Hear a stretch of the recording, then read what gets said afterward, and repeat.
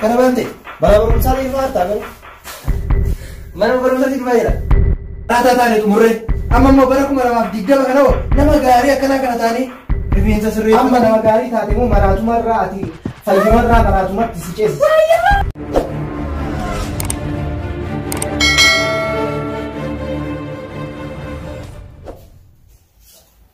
Akkuma tokkori. Akkam bro. Nagaagini. Nagaa oolde. Jirra.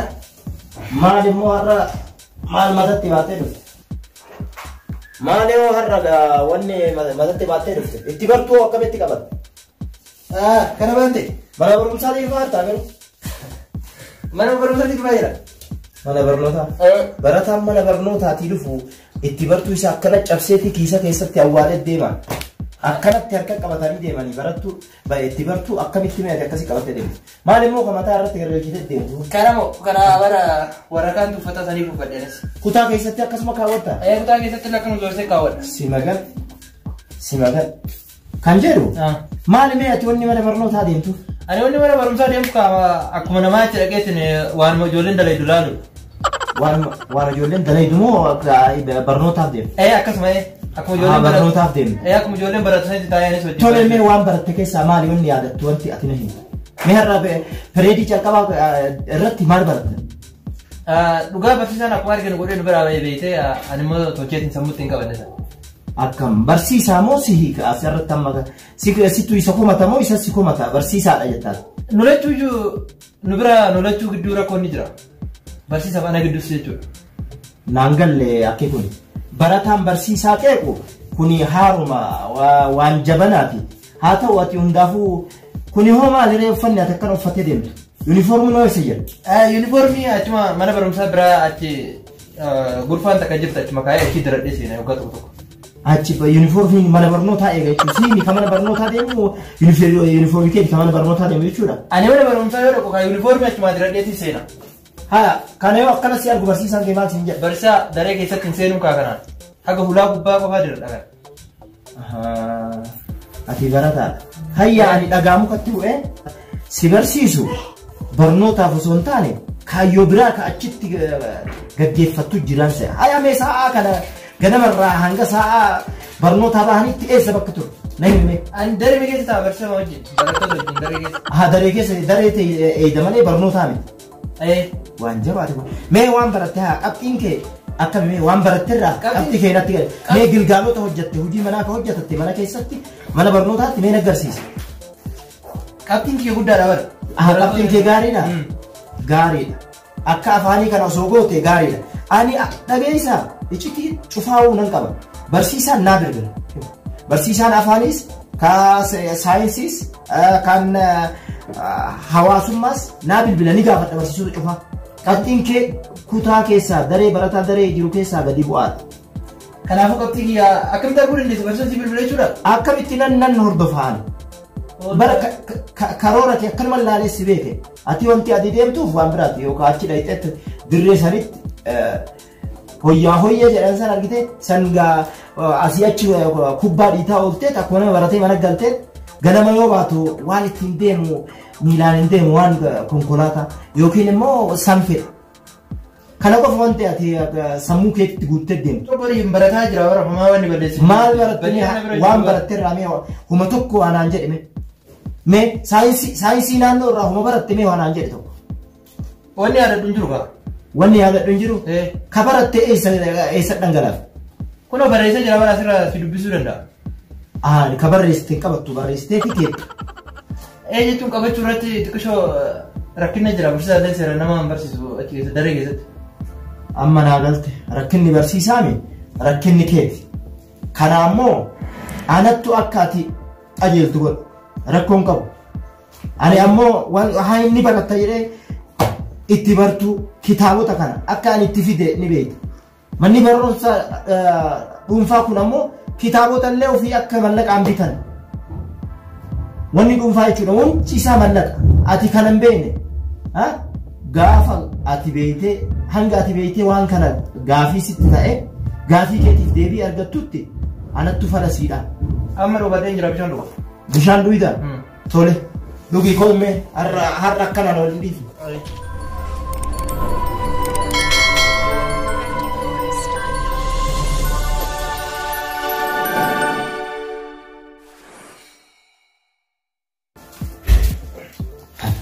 ajaa'iba. Dhuftee? Dhufee jira. Maali hoo rifeensi kee dhiiroo ma akkam taate akkam si gara obbolii sila obboleessi quxisuu nani qabu si maali ka kana hunda si godhe? Maal ta'e maal rifeensi kuman taane bar? Kunoo kan mammarame ka foote harkaanis irraa galiinteettu maalinni? Maal baree akkanuma bara barsiisaan rifeensa dheeraa qaba bar. Barsiisaan rifeensa dheeraa qaba? Barsiisaan dheeressus qulqulleeffatee deema. Kakee bara dhiisime kana hayaa hoo kutaa keessamee akkamatti eekkamee kana waan hin. Maal ni xuraa'ee Uniformiinis kanumarra akkuma kana jira bar. Keessa gubbaa laalanii keessa dubbisanii jedha. Qulqullina baanta? Qulqullummaa kana mee barsiisaan maal si jedha? Barsiisaa yoo ofiisaatti qulqulleeffate anaan qulqulleeffadhu waan jedha bara kooti jira. Akkami? Inni iyyuu qulqulleeffanne akkamiin anaan qulqulleeffadhu naan jedha. Sani rakkoon jiru. Ati qulqullummaa ka barsiisaa si barsiisu osoo hin ta'in qulqullummaa barsiisaa uffata barsiisaa san eedaa jechuudha. Egaa namni baratee yoo isaatti qulqullaa'eetiin inni qulqulleeffatin wanni warri baratu akkamitti maal isarraa laallare wanni isarraa barannu maaltu jira? Tole gaariidha. Yoo teetun dhugaa taate yoo dhugaan ta'in immoo anu wayii as mana kana na hiite ni dhaqee mana barnootaa ammaan booda attendaantii guutuu yogguu ati guuttuufi yeroo ati kutaa keessatti barsiisa hordoftus si faana jira.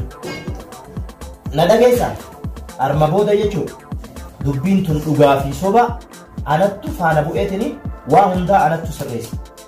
Kanaafuu akkana jechuun kee mana barumsaatti na ariisiisuu barbaadde jechuudha? Akkam mana barumsaa taate si ariisisa. Namni tokko barataan tokko wanni baratuuf biyya takka ijaaruuf ufillee jijjiiree maatii isaa jijjiiree obbolaa isaa jijjiiree biyyallee jijjiiree nama waan kanaaf barata namni. Ati garuu barnoota mi'oolni ati barattu rabbiin itti agarsiisu. Mee abbaa tanaa dhiisi rifeensa kanan fo'ini harka keete. Dhiiseen jira. Kuyyaa. Ajaa'iba barta barataan ijoolleen lafaa dhufoon kun. Mee akkamuu yoo goone mee garamii isin gargalchina. Barnoonni yeroo kennaa san akka amma isin itti baacaniitiin itti bartuu asiin keessatti dirata.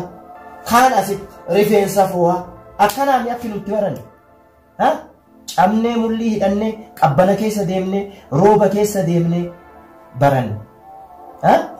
Ani baradhee as gahe malee akka kana baradhee as gahe malee akka ati amma rifeensa footee kaan immoo kofoo cinaan achiin cirtee deemtu kanaa miti dubbii. Dhageessa amma wanni ansi gaafadha tokko. Mee ati kaayyummaan ati mana barnootaa deemtuuf maali tokko? Kaayyoo. Kaayyoo hiitu ngoo. Akkam. Maaliif jettee na gaafate wanni ani kaayyoo hin qabneef? Tokkoffaa mana barumsaa akka deemuuf kaayyoo osoo hin ta'in isin sodaadheeti mana barumsaa akka deemuun. Akkam sodaattee kaayyoo takkaaf mana barnootaa san hiriyoonni kee cuftu akkanaa?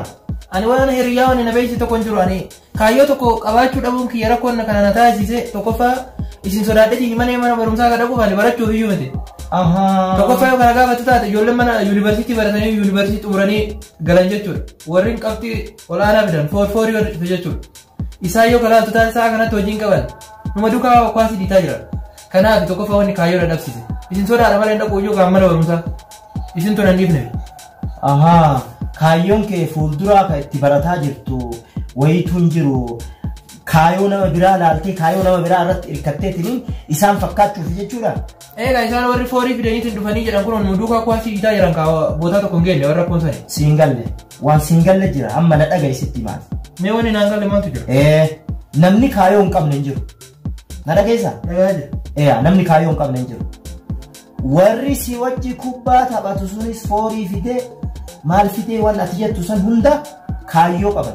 Baratanii kaayyoo isaaniitiin foorii sanuu fidanii deebi'anii kaayyoo isaanii san guyyaa takka wanni hin jijjiiramne hin jiru ni milkeessina.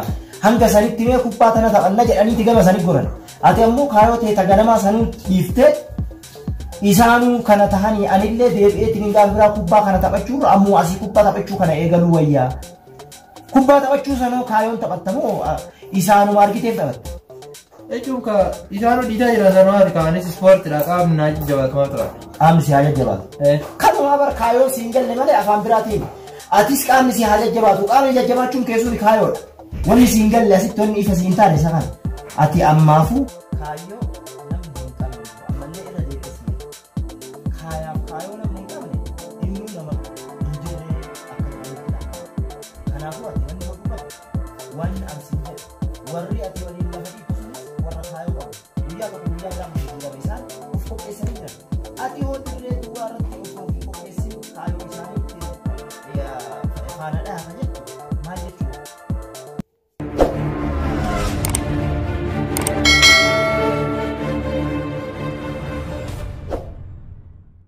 Dhageessa mee obboleettii ta'e xiqqoo sana laalta sirra qotisu ila kun olaan dhufte osoo waan isii haasa'u laal.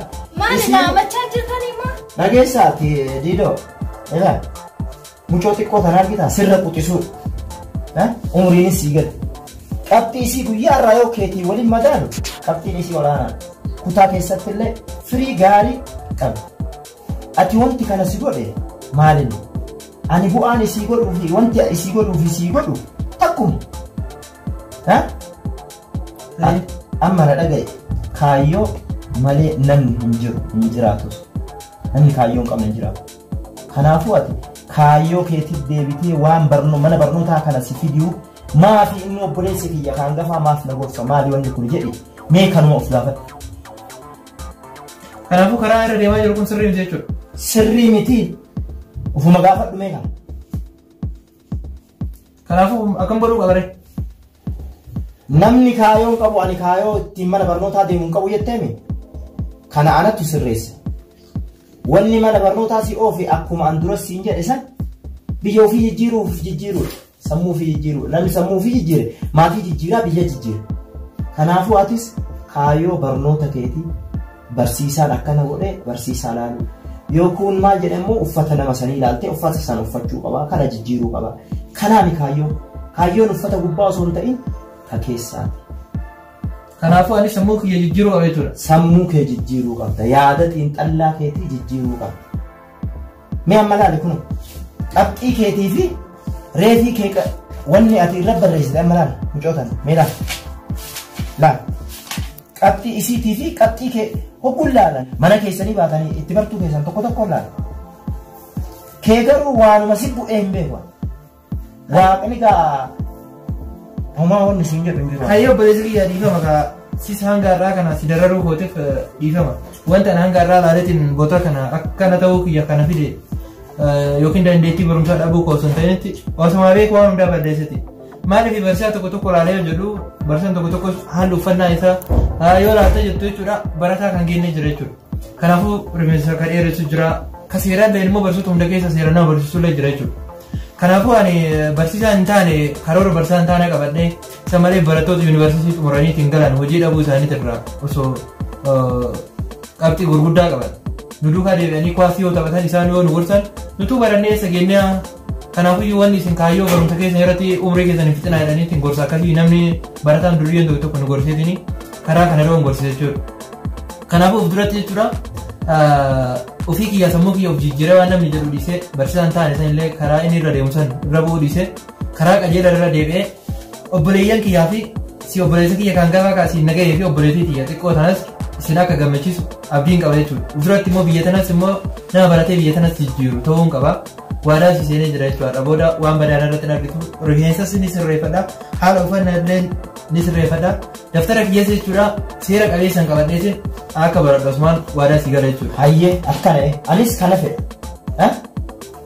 Maatiin keenyas firri keenyas kan itti gammadu nuti bareennee of jijjiirree barnootaan waan hundaanuu yoo moodarnii taanee addunyaa faana deemne kan namni jaalatu. Kanaafuu atis akkuma jette kashlabboota tokko ilaalte kaayyoo kee gadi hin dhiisin. Kaayyoo irratti cichanii galma ga'a. Galmichi sun immoo galma guddaa addunyaan tun ittiin jijjiiramtu. Walii galleemi? Tola obboleessa kiyya. Kana wanni ani si gorsu kanarraan adda ati sii galeemi wanni ani isaan jedhaa jiru. Ati duruu qabxiin kee gaariidha. Kanarra ammoo fooyyooftee akka gaariitti qabxii fiddee bakka namni gahu geettee anumaa isin gargaare kana deebiftanii akka na gargaartaniif.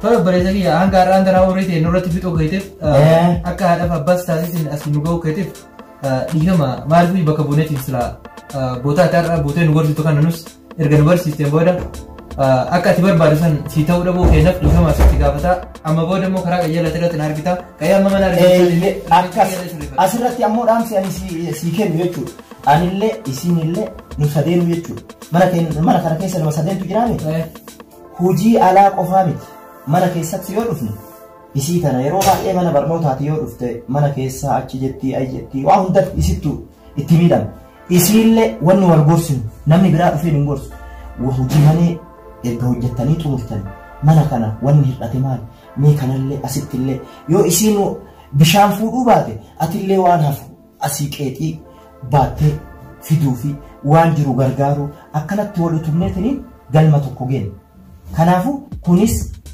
hadaraa ka'alsiin jedhu akka kanas isiinlee naa gargaartu isiinillee waan ati barbaadde akka isiin sii qopheessitu jaalalaan akka waliin jiraannu isiin jedha galatooma ulfaadha qotisoo koo tole waan baay'ee irraa geefalee hayye tole mana ribeetan hayye deemi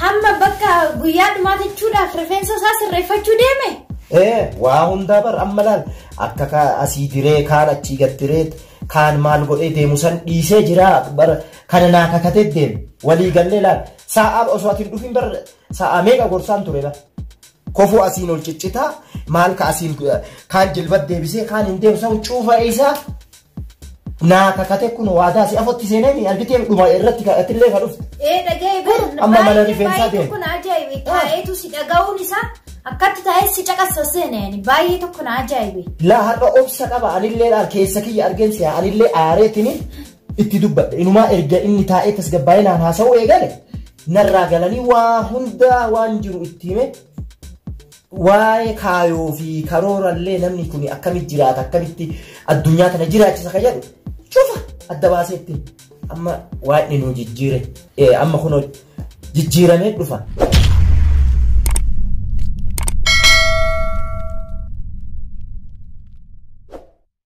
Rabbiin galannaa gahu obboleessi kiyya jijjiirame surree ciccitaa inni uffatu sanirree dhiisuuf deema. Shamiza raappolii maalii sanirree hunda dhiisuuf deema. Laal koofiyyaa kinoo asiifachi dagla galchee as galchu sanirree dhiisuuf deema. Dubartoonni lammataa ammanaan achi nan jedhan obboleessi kee uffata akkamiitu uffataa inni an akkamiiti inni an akkasiiti naan jedhanii yaa Rabbi galanni si haa gahu obboleessi kiyya naaf jijjiiramu deema. Dhugaa jette galata isaati. Dhugaa jette. akkam tura maali bo maal taate maali kun jechuun ka uffata ciccitaan diratiin jettan rifeensa kee sirreeffadhu naan jettan akka barattoota ta'e naan jettan kuno akka barattoota ta'e jira uffata ciccitaa dhiisee rifeensa kiyya jiradhe kuno lama maraatuma jechuun tana kuno maali bo maal taate kan jechuun gattaa meera obboleetii waan tokko isinitti hima mee obsi bara 2019 akka maraataa taane xumurree amma immoo bara 2020 kana nama gaarii akkanaa kana taanii rifeensa sirreeffatu amma nama gaarii taate immoo maraatumarraa ati fayyumarraa maraatumatti si ceesisa. It's the motherfucking Eagle Double G.